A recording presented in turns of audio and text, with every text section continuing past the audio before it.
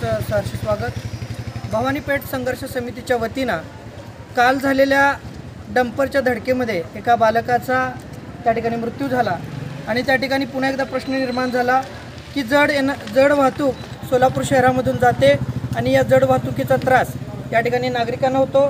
त्याचाच या ठिकाणी मुद्दा पकडून भवानी पेठ संघर्ष समितीच्या वतीनं त्या बालकाच्या प्रती आणि येणाऱ्या जड वाहतुकीला या ठिकाणी शहरामध्ये बंदी करावी याच्या मागणीचा पाठपुरावा करण्यासाठी सोलापूर जिल्ह्याचे सन्माननीय जिल्हाधिकारी यांना या ठिकाणी निवेदन देण्यात आलेलं आहे। बाळासाहेबांच्या शिवसेनेचे उपजिल्हा प्रमुख श्री संजयजी सर्वदे, लक्ष्मणजी सर्वदे आणि त्यांच्या या संघर्ष समितीच्या वतीनं कोणत्या पद्धतीचं निवेदन आणि काय मागणी त्यांनी या ठिकाणी जिल्हाधिकाऱ्यांनी केली आपण हे जाणून घेऊयात।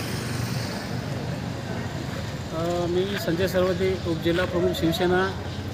परवाच 3 दिवसाखाली भवानी पेठ मध्यवस्ती येथे जड वाहतुकीमुळे 2 वर्षाच्या चिमुकल्याचा जीव गेला होता। त्या जड वाहतूक त्या रस्त्याने सोलापूर ते येणारी जे जड वाहतूक आहे ती बंद करावी यासाठी आज भवानी पेठ मध्यवस्ती संघर्ष समिती आणि संघर्ष प्रतिष्ठित सामाजिक संस्था या 2 संघटनेच्या निवेदनावर आम्ही आज त्यांच्या माध्यमातून आम्ही आज उपजिल्हाधिकारी शमा पवार मॅडम यांना आज आम्ही निवेदन दिलेलं आहे। त्यांना आमची एवढीच मागणी आहे की सोलापूरमध्ये जी तुळजापूर रोडवरून जे सोलापुरामध्ये खाण माफियांच्या जे खडीच्या गाड्या, मालट्रक भरून भरलेल्या ओव्हरलोड भरलेल्या गाड्या जे सोलापुरात येऊन सिटीमध्ये भरवस्तीमध्ये येऊन गरीब नागरिकांचा जो बळी घेत आहेत ते कुठंतरी बंद झालं पाहिजे।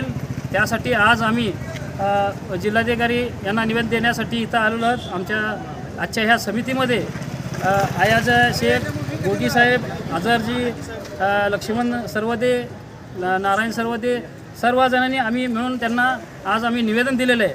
जर यात उपरमेनं त्यांनी जर ह्या आमच्या निवेदनाची जर दखल घेतली नाही तर भविष्यामध्ये मोठे जन आंदोलन उभा करून हजारोच्या संख्येने जिल्हाधिकाऱ्यावर मोर्चा आणू आणि आम्ही शासनाला दाखवून देऊ की जन आंदोलन का असेल। शासन दरबारी महाराष्ट्र राज्य सरकार असेल किंवा केंद्र सरकार असेल या सरकारच्या दारी आपण त्या चिमुकलेचा दुर्दैवी मृत्यू झाला त्यासाठी आपण काय मागणी केली?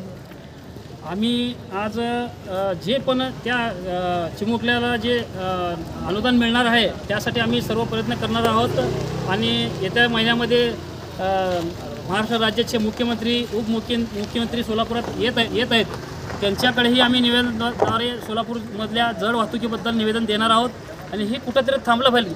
कारण किती लोकांचे तुम्ही जीव घेणार आहात आणि किती तुम्ही बघत बसणार आहात। सोलापुरामध्ये रस्तेही खराब झालेले आहेत त्याचा आम्ही जाहीर निषेध करतो आणि भविष्यामध्ये मोठं जन आंदोलन उभा करू यासाठी आम्ही सर्व प्रयत्न करणार आहोत।